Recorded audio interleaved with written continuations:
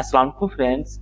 आज की इस वीडियो में हम 9th क्लास की केमिस्ट्री की जो न्यू बुक आई है उसके चैप्टर नंबर 1 में से स्टेट्स ऑफ मैटर यानी कि मादा की हालतें पढ़ेंगे। अगर हम ना कि अपने इर्द गिर्द नजर दौड़ाएं तो हमें पता चलता है कि जो हमारी दुनिया है वो दो चीजों से ना कि मिलकर बनी हुई है। उसमें सबसे पहली चीज हमारे पास आती है एनर्जी, दूसरी चीज हमारे पास है मैटर। अब अगर हम एनर्जी की बात करें तो ये हमारे पास नॉन मटेरियल थिंग है। अगर नॉन मटेरियल को मैं स्पेसिफाई करूं तो हमारे पास ऐसी चीजें कि जिन्हें ना कि हम छू नहीं सकते, ये उस तरह की ना कि चीजों में आती है कि एनर्जी। अब नेक्स्ट हमारे पास फिर बच जाता है मैटर। अब मैटर जो होता है वो कहते हैं कि anything other than energy which carries weight and occupies volume is called matter। यानी कि हमारे पास एनर्जी के अलावा बाकी हर वो चीज जिसका वेट यानी कि वजन होता है और कुछ ना कुछ उसका वॉल्यूम होता है उसे हम ना मैटर कहते हैं। तो हमारे इर्द गिर्द जितनी भी चीजें हमें नजर आती हैं, आप लोग जो किताब पढ़ रहे हैं या फिर आप लोगों के जिस डेस्क पे बैठे हुए हैं या जिस व्हाइट बोर्ड पे आप लोगों का टीचर लिख रहा है, तो ये सारी चीजें अगर आप लोग देखेंगे इनका कुछ ना कुछ वजन है और कुछ ना कुछ वॉल्यूम है। तो ये सारी चीजें मैटर में आती हैं। अब नेक्स्ट हम देखते हैं कि स्टेट्स ऑफ मैटर यानी कि मैटर की ना कि कितनी हालतें हैं। तो इसकी 4 हालतें हैं। सबसे पहले हमारे पास सॉलिड होती है, दूसरी लिक्विड, तीसरी गैस और चौथी प्लाज्मा। तो हम ना कि सॉलिड यानी कि ठोस से स्टार्ट करते हैं। तो अगर हम देखें ठोस यानी कि ये मैंने एक इसकी एग्जांपल देखी जिसमें ना कि एक ईंट है। तो ये ईंट ये ठोस की, तो वैसे आप लोग किताब भी ठोस है। तो इस तरह की जितनी भी चीजें हैं ना वो मतलब ठोस में आती हैं। इसकी ना कुछ प्रॉपर्टीज हम डिस्कस करते हैं कि आखिरकार ये ठोस है तो ये क्यों ठोस है, तो इसकी कुछ प्रॉपर्टीज क्या क्या है उनको हम डिस्कस करते हैं। सबसे पहले इसकी डेफिनेट शेप होती है। आप लोग देखेंगे ईंट है तो इसकी एक ना मखसूस शक्ल होती है। आप लोग की किताब है उसकी मखसूस शक्ल होती है। नेक्स्ट फिर है कि फिक्स वॉल्यूम। जैसे ये देखें कि आप लोग ईंट है ना कि इसका जो सांचा है वो आप लोग को ना फिक्स दिखाई देगा। आप लोग जैसे कल भी देखेंगे तो ये बिल्कुल इतनी की ईंट ही दिखाई देगी, परसों देखेंगे तो इतनी की ईंट ही दिखाई देगी। तो इसका ना वॉल्यूम हमेशा ना फिक्स रहता है। अब नेक्स्ट है कि पार्टिकल्स आर क्लोजली पैक्ड। इसमें ये जो पार्टिकल होते हैं, ये ईंट है इसके ये पार्टिकल्स हैं, तो ये बिल्कुल ना कि एक दूसरे के साथ साथ होते हैं, तो क्लोजली पैक्ड होते हैं। अब नेक्स्ट चौथे नंबर पर जो चीज आती है वो आती है हाई डेंसिटीज। यानी कि अब जब इनके जो पार्टिकल हैं ये बिल्कुल साथ साथ होंगे तो जो इनकी डेंसिटी की जो डेफिनेशन है तो मास पर यूनिट वॉल्यूम कि एक बर्तन में ना कि हम कितना का मास डाल सकते हैं। तो उस लिहाज से अगर हम उस रेशो के लिहाज से देखें तो इनकी जो डेंसिटी बनती है ना कि वो बहुत ज्यादा होती है दूसरों की निस्बत। अब नेक्स्ट आगे जाके ना हम दूसरों की डेंसिटी के बारे में पढ़ेंगे, फिर आप लोगों को पता चल जाएगा कि वाकई जो ठोस यानी कि सॉलिड होती है उनकी जो डेंसिटीज हैं वो बहुत हाई होती है। अब नेक्स्ट है strong intermolecular forces. Intermolecular forcing का मतलब ये है कि इस मॉलिक्यूल और इस मॉलिक्यूल के दरमियान में जो फोर्सेस है ना वो बहुत मजबूत होती है, यानी कि ये इनको आसानी से टूटने नहीं देते हैं। अब नेक्स्ट हमारे पास है कि ऑसिलेशन अबाउट मीन पोजीशन, यानी कि ये मूव करते हैं लेकिन वो मूवमेंट होती है ऑसिलेशंस की फॉर्म में। और ऑसिलेशन भी कहाँ पे होती है? मीन पोजीशन में। इसको समझने के लिए आप देखें, इसमें अगर हम देखें तो ये बॉब जो होता है इसको अगर हम यहाँ से इधर ले आए तो इसने क्या करना है कि इधर से इस तरह ना कि मूव करता रहेगा, लेकिन एंड पे आके इसने रुकना अपनी इसी पोजीशन पे है। ये जो पोजीशन है ये इसकी मीन पोजीशन है। तो इसी तरीके से फॉर एग्जांपल इस पार्टिकल ने मूव करना है, ये इधर भी मूव करेगा इधर भी करेगा, लेकिन ये इसके जो मेन जो इसका पॉइंट है जो फोकस है रुकने का वो इसी पॉइंट की तरफ ही रहेगा। तो ये इसका मतलब है कि ये ऑसिलेट करते हैं लेकिन अपनी मेन पोजीशन की तरफ। अब नेक्स्ट आता है ये इनकम्प्रेसिबल है, यानी कि इन्हें हम ना दबा नहीं सकते। जैसे हमारे पास स्प्रिंग होता है उसको आप लोग दबा सकते हैं, तो ये जो हमारे पास सॉलिड होगी ना तो इसको ना हम स्प्रिंग की तरह ना दबा नहीं सकते हैं। तो ये हमारे पे इनकम्प्रेसिबल होती हैं।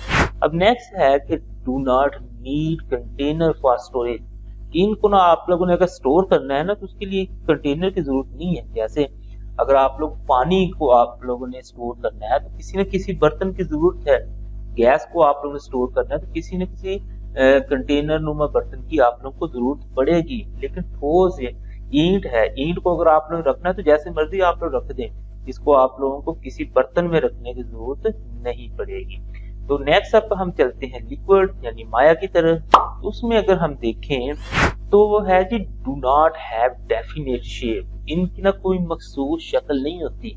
जैसे आप लोगों के पास पानी है, पानी को अगर आप लोग एक गिलास में डालेंगे तो उसकी शेप गिलास की तरह की हो जाएगी। उसी पानी को अगर आप लोग एक जग में डालेंगे तो उसकी जो शक्ल है वो जग की तरह की हो जाएगी। तो अगर ये फिर हम कह सकते हैं कि उसकी अपनी कोई शेप नहीं होती, उसे हम जिस बर्तन में डालते हैं तो वो उसी की शेप को अडॉप्ट कर लेता है। नेक्स्ट है फिक्स वॉल्यूम, वॉल्यूम उसका फिक्स ही होता है। अगर हम देखें ना कि अगर हमारे पास 1 किलो दूध है, उसे अगर चाहे हम ना कि एक छोटे बर्तन गिलास में 1 किलो को पूरा करें तो उसमें भी 1 किलो ही रहेगा, उसे हम ना कि बड़े जग में डाल दें तो उसमें भी वो 1 किलो ही रहेगा। तो उसका वॉल्यूम जो है ना वो हमारे पास फिक्स रहेगा।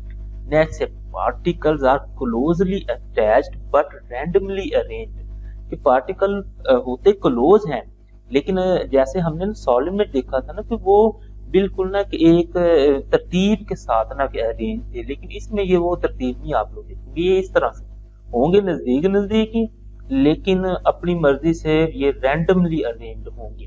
अब नेक्स्ट है जी सिग्निफिकेंट इंटरमॉलिक्यूलर फोर्सेज, इनके दरमियान में जो इंटरमॉलिक्यूलर फोर्सेज होंगी ना वो सिग्निफिकेंट हमने इसलिए देखा, उसमें थी स्ट्रॉन्ग इंटरमॉलिक्यूलर फोर्सेज थी, लेकिन इसमें उतनी स्ट्रॉन्ग तो नहीं होती, लेकिन होती इसमें है तो उससे कह सकते हैं कि सॉलिड से थोड़ी सी ना कम होती है। इंटरमॉलिक्यूलर फोर्सेज होती हैं लेकिन सॉलिड से थोड़ी सी कम होती हैं, तो ये इसलिए हमने ना सिग्निफिकेंट इंटरमॉलिक्यूलर फोर्सेज लिखी। अब नेक्स्ट है नॉट इजीली कंप्रेसिबल, आसानी से इसे कंप्रेस भी नहीं किया जा सकता जस्ट लाइक सॉलिड की तरह।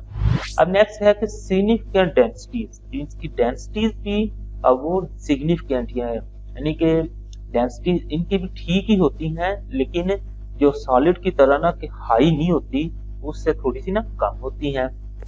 अब नेक्स्ट है कि इनकी जो मोशन होती है वो किस तरह की होती है, तो ये वाइब्रेट कर सकते हैं।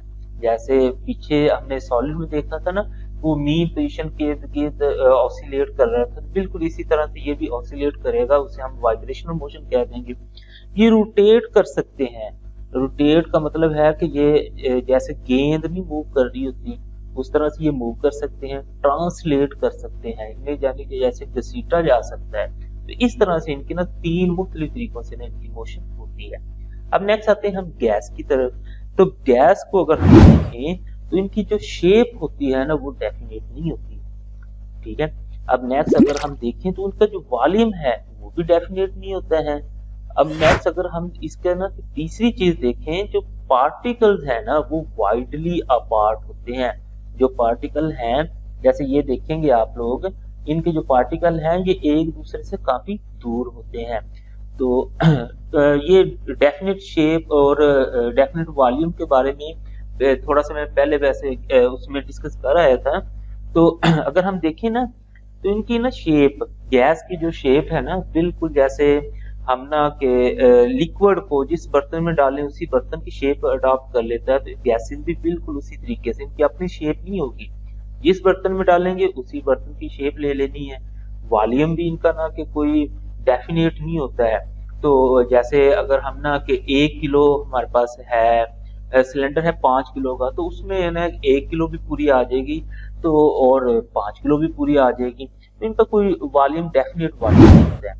वीक इंटरमॉलिक्यूलर फोर्सेज होती हैं कि इनके दरमियान में जो फोर्सेज होंगी ना ये वाली जो फोर्सेज हैं ये बहुत ही वीक होंगी।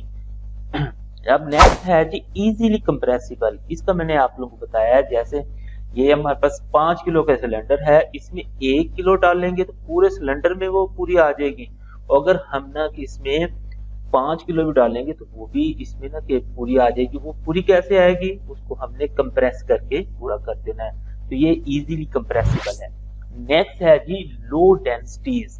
इनकी जो डेंसिटीज हैं वो काफी लो होती हैं। उसकी वजह ये है कि इनके दरमियान में ये जो फासला होता है ये काफी ज्यादा होता है, जिसकी वजह से ना कि इनकी जो डेंसिटीज हैं वो बहुत कम होती हैं। नेक्स्ट रैंडम मोशन, ये देखेंगे आप लोग, ये पार्टिकल इधर को मूव कर रहा है, ये इधर को, ये इधर को, ये इधर को, यानी कि कोई इनकी ना के एक लाइन में मूवमेंट नहीं है। ये मूव करेंगे, रैंडमली मूव करेंगे। और जैसे अगर इस सिलेंडर में ये गैस के पार्टिकल्स हैं तो ये इस तरह से रैंडमली मूव करेंगे, और मूव करते हुए ये आपस में भी टकराते हैं और इन दीवारों के साथ भी टकराते हैं, जिसकी वजह से ना ये प्रेशर क्रिएट करते हैं। आप लोगों ने देखा होगा कि गैस के अगर सिलेंडर में हमने गैस भर ली है तो गैस का जैसे ही हम वाल्व ओपन करते हैं तो वो तेजी से बाहर निकलती है। तो उसकी वजह ये है कि ये हर वक्त ना रैंडम मोशन में होते हैं, और जैसे ही उन्हें कोई ना बाहर निकलने की जगह मिलती है तो वो बाहर निकल जाते हैं। तो नेक्स्ट हम चलते हैं प्लाज्मा की तरफ। तो प्लाज्मा जो है ना वो हमारे पास एक आयनिक फॉर्म है इसके मैटर के। तो उनके जो पार्टिकल है ना उनकी जो एनर्जीज हैं वो हाई काइनेटिक एनर्जीज होती हैं।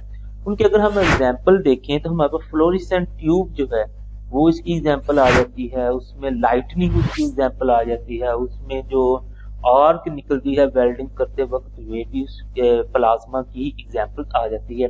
तो ये जो प्लाज्मा होती है, सॉलिड, लिक्विड और जो गैस है ना, इनको तो ना कि हमारा हर रोज ही इनसे ना कि वास्ता पड़ता है, लेकिन प्लाज्मा जो है इनका एक वास्ता उस तरह से हमारे साथ ना बराह रास्त नहीं पड़ता है, जिसकी वजह से ना कि ये एक अननोन फॉर्म है मैटर की।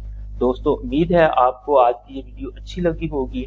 वीडियो अच्छी लगे तो इसे लाइक करें, इसे अपने दोस्तों के साथ शेयर करें और हमारा चैनल लाजमी सब्सक्राइब कर लें। Thanks for watching. अल्लाह निगहबान।